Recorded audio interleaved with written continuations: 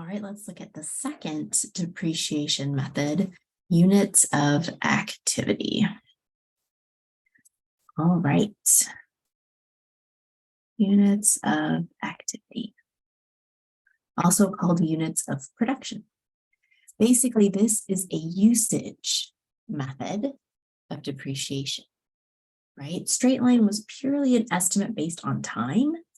This depreciation method, so this depreciation method aligns cost according to the actual usage of the machine, actual usage of plant asset.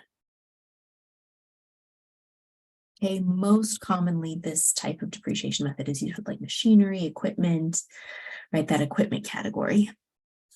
So a company that have had a lot of those types of assets might be inclined to use this units of activity method. All right.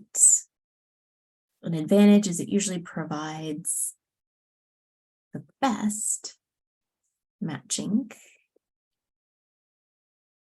of expense and revenue. Okay, so there's another reason why management might select this method over the other two.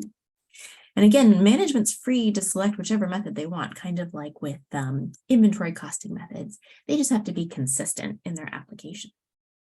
All right, let's show you the formulas. So there's going to be 2 steps to calculate your depreciation expense under this method.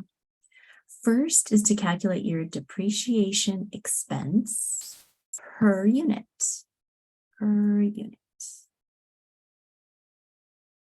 Cost minus your salvage value. So it starts off very similar to that straight line method.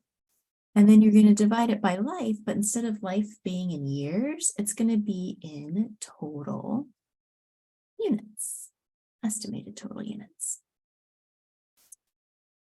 Okay, step 2, take your depreciation expense per unit,